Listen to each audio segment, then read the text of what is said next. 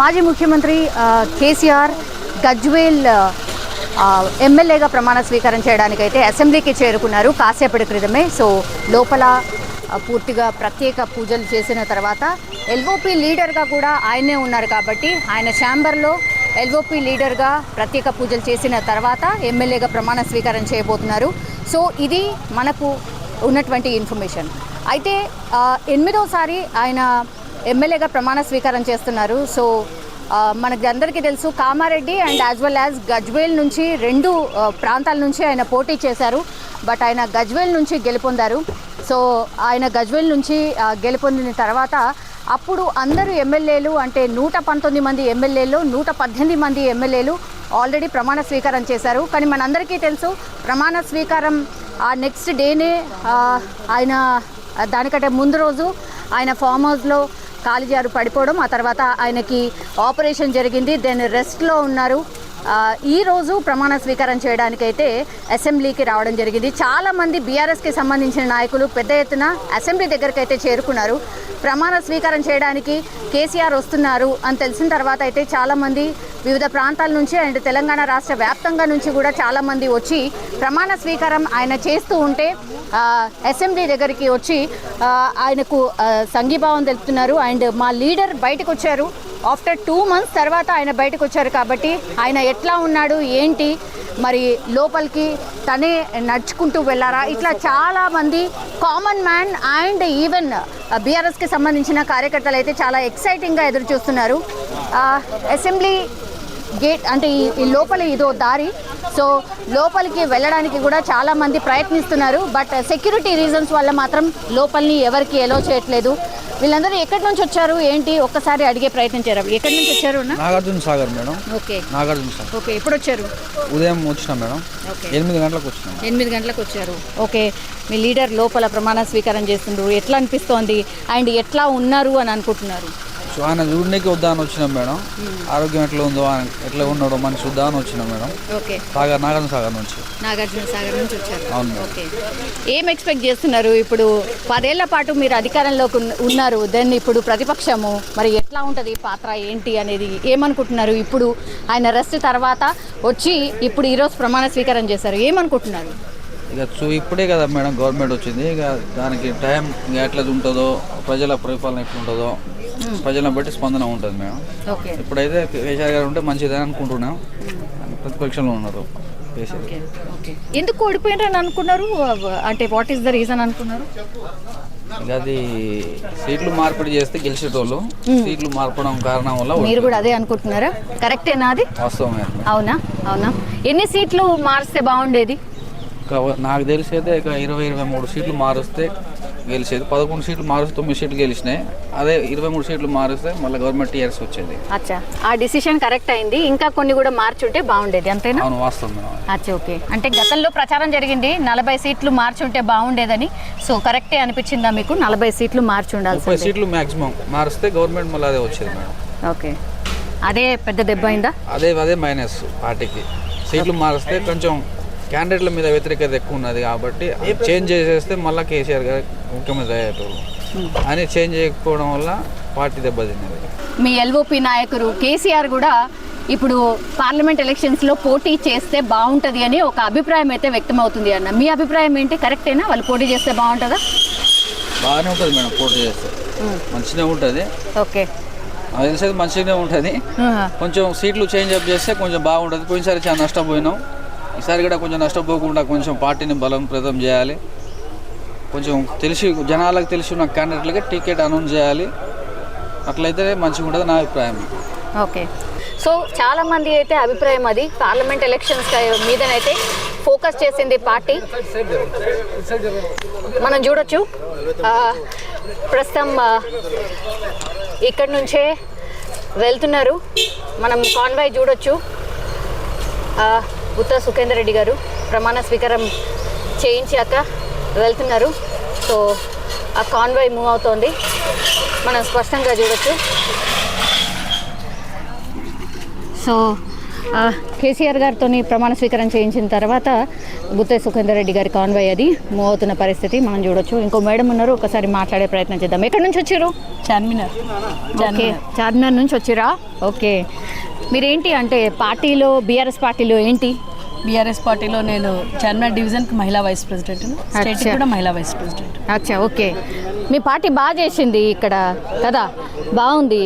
మరి రూరల్ ఏరియాల్లో అయితే అంత పెద్దగా గొప్పగా చేయలేదు. అండ్ ఈరోజు కేసీఆర్ గారు ప్రమాణ స్వీకారం చేస్తున్నారు కాబట్టి వచ్చారా?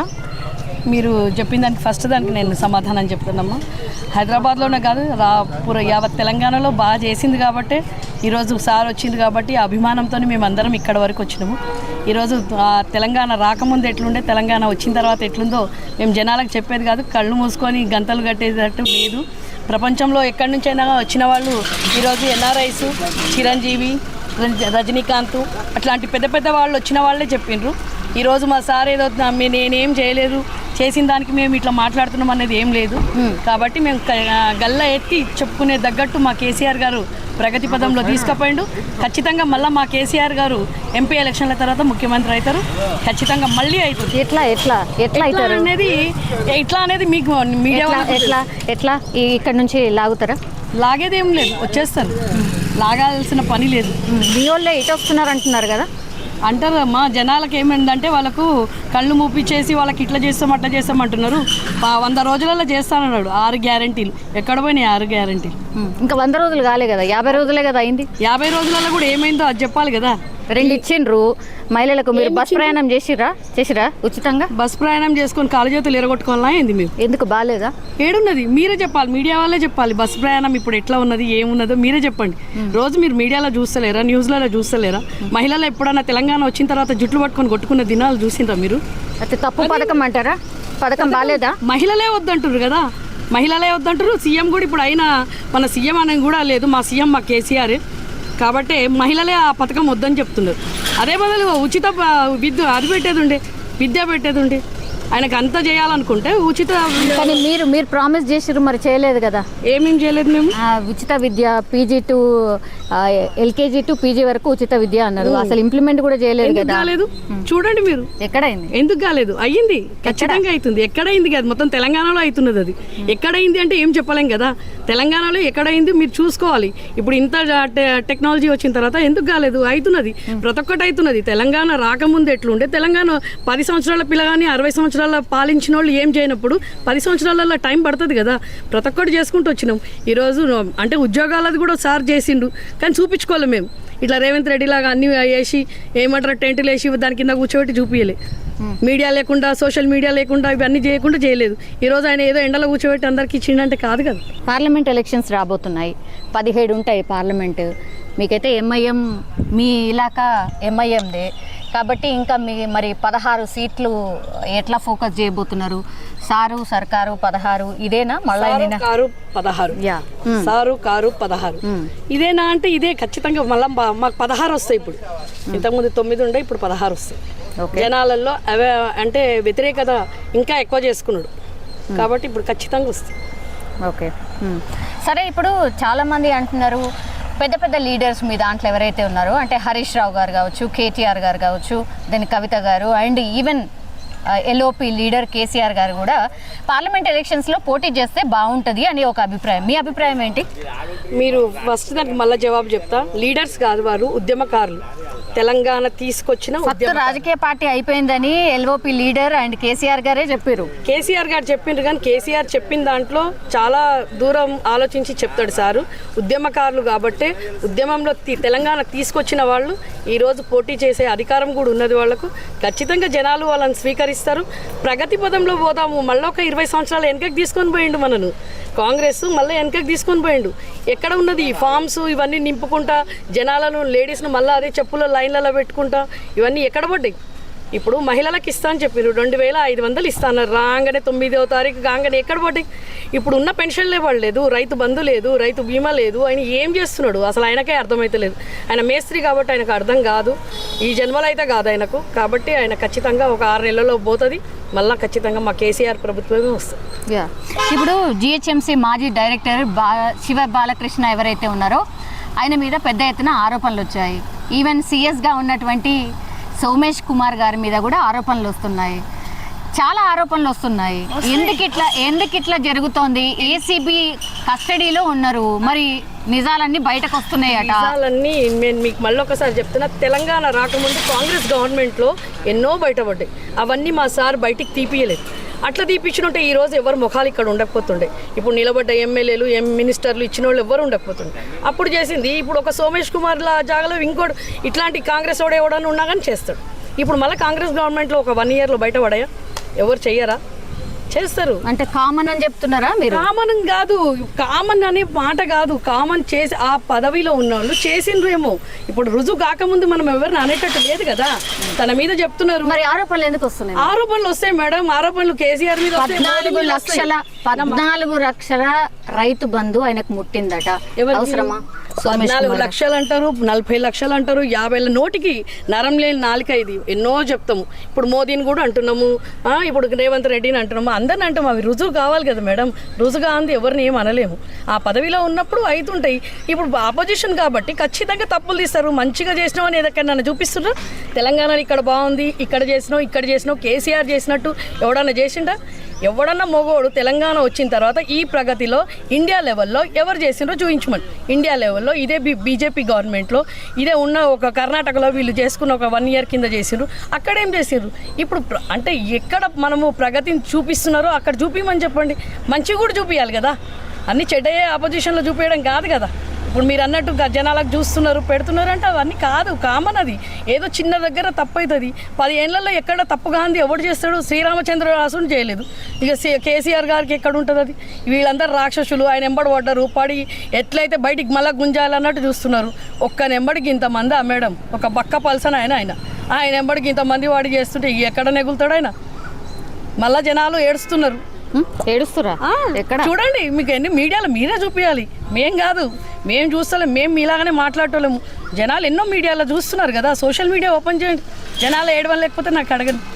జనాలు ఏడుస్తున్నారు. ఇప్పుడు మళ్ళీ అదే కరెంటు పోతుంది. 3 గంటలు 4 గంటలు కరెంటు సిటీలో పోతుంది, మా ఏరియాలో పోతుంది. చెప్పేది ఇస్తున్నారు మేడం. ఎందుకు తీస్తాడు? 10 ఏళ్లలో 1 నిమిషం పోతే కరెంటు పోతే ఫోన్ వచ్చేది కేటీఆర్ గారికి. ఇక్కడ చెత్త ఉన్నదని నేను ఇప్పుడు అడగండి. ఇప్పుడు 50 రోజులలో ఎన్ని రోజులు తీస్తుండు? అంటే ఇది అలవాటు చేస్తుండ అనమాట జనాలకు. మళ్ళీ కాంగ్రెస్ గవర్నమెంట్ ఇంతే, ఇది ఇంతే, మేము ఇంతే. మరి లంక బిందెలు ఉంటాయని వస్తే అక్కడ ఏమీ లేదట. ఆయన ఏం చేయమంటారు మరి? బొందా ఆడు లంక బిందెలు వస్తున్నాయి. అందుకే కదా చెప్తున్నాము. ఆ బిందెల బంగారం అవి ఇవి దోసుకొని తింటా గుంపు మేస్త్రి కాబట్టి తొందరగా లంక బిందెలు వెళ్తాయని అనుకున్నాడు. కాబట్టి ఏం వెళ్ళలేదు. అంత ప్రగతిగా అనిపిస్తుంది. కేసీఆర్ సార్ ఏం జమ చేయలేదు, జనాలకే పెట్టిండు, నాకేం లేదు అన్నట్టు ఏడుస్తుంది. వదిలిపెట్టుకుంటాడు. ఆయనంతలో ఆయననే వదులుకుంటాడు. వదలకపోతే మేమే బట్టలిప్పి వదిలిపిస్తాం. మరి ఇంత భయంకరంగా ఎందుకు మాట్లాడుతున్నారు? అంటే డిఫెండ్ చేసుకోవడానికి మాటల దాడి మరీ ఘోరంగా మాట్లాడుతున్నారు. ఎలక్షన్ల ముందు ఎట్లా మాట్లాడినరు మేడం? మేము చేసిన దానికి 10 చేసి మాట్లాడిండ్రే. ఇప్పుడు మాకు బాధ ఉంటుంది కదా. మాకు అన్ని చేసినోని ఇట్లా చేయడం తప్పు కదా. ఏం చేయనోడు మంచి గుంపు మేత్ర వచ్చి ఆడ అసలు ఉద్యమంలో ఎక్కడున్నాడు? ఆయన ఉద్యమంలో ఎక్కడున్నాడు? ఇలా ఇక్కడ ఆయన సీఎం అయ్యే పదవి మీద అంటే కాంగ్రెస్లో కూడా సీనియర్స్ చాలామంది ఉన్నారు. వాళ్ళెందుకు కాలే? ఈయనెందుకు అయిండు? కాంగ్రెస్లో ఇప్పుడు హనుమంతరావు ఉన్నారు, ఆయన ఎందుకు కాలే సీఎం? బట్టి విక్రమార్క ఎందుకు కాలేదు? ఈయన ఎందుకు అయిండు?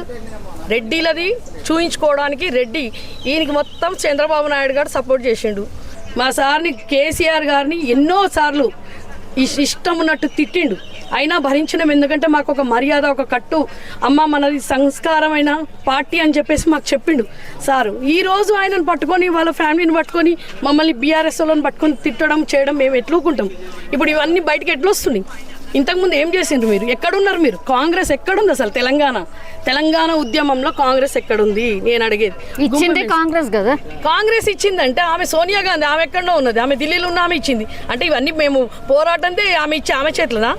ఆమె ఇంట్లోదా? ఆమె సొత్తా ఏమన్నా? ఆమె ఇచ్చిందంటే ఆమె జాగాలు ఇంకెవడెవడ ఉన్నా కానీ ఇచ్చేది. ఆమె జాగాల వేరే జాగాలు ఉన్నా కానీ ఇచ్చేది. అంటే ఇక్కడ ఇంతమంది ఉద్యమకారులు ప్రాణాలు బలిదానాలు తీసుకున్న దేవత నా అన్నాడో ఆయననే రేవంత్ రెడ్డి.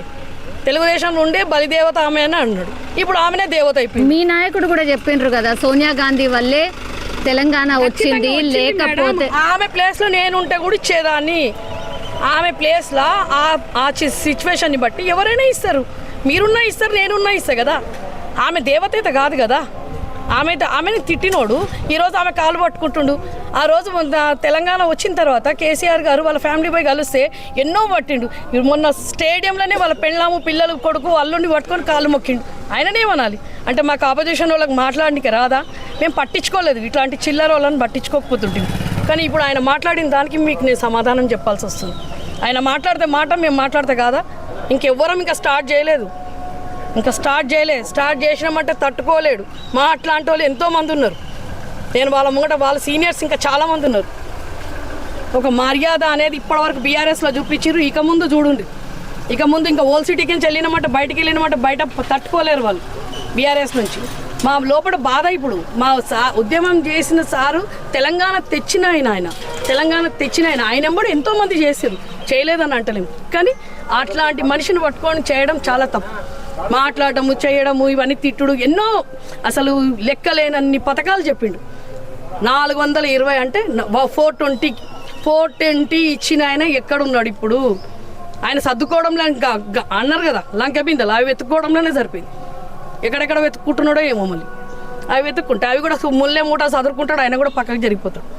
ఎట్లున్నారు సార్? కేసీఆర్ బాగున్నారా సార్? బాగున్నారు. ఓకే సార్, అయిపోయిందా ప్రమాణ స్వీకారం? అయిపోయింది. ప్రమాణ స్వీకారం చేశారు. ఓకే, మా పార్టీకి సంబంధించినటువంటి ఎమ్మెల్యేలు, ఎమ్మెల్సీలు, ఎంపీలు అందరూ అటెండ్ అవ్వడం జరిగింది. సార్ అందరూ మీ కార్యకర్తలు అందరూ ఎదురు చూస్తున్నారు సార్, మా సార్ ఎట్లున్నాడు ఏంది అనేది. ప్రత్యేక పూజలు ఏమైనా చేశారా లోపల? ఏంటి కార్యక్రమం, ఏం జరిగింది సార్? కార్యక్రమం ఈ రోజు అయితే ప్రమాణ స్వీకారం చేయడమే జరిగింది సార్. మా కార్యకర్తలు కాదు, మా పార్టీ నాయకులు కార్యకర్తలే కాదు, ఈ రాష్ట్రంలో ఉన్నటువంటి ప్రజలందరూ కూడా కేసీఆర్ గారు మళ్ళీ ఎప్పుడు ఆరోగ్యంగా తిరిగి వస్తారని ఎదురు చూస్తున్నారు. అందులో ఎటువంటి సందేహం లేదు. వారు చాలా వరకు కోలుకున్నారు, నడుస్తున్నారు కూడా, కొంత దూరం నడుస్తున్నారు ఇప్పుడు చేతిక సహాయంతో. త్వరలోనే ఈ నెలాఖరు వరకు బహుశా పూర్తి స్థాయిలో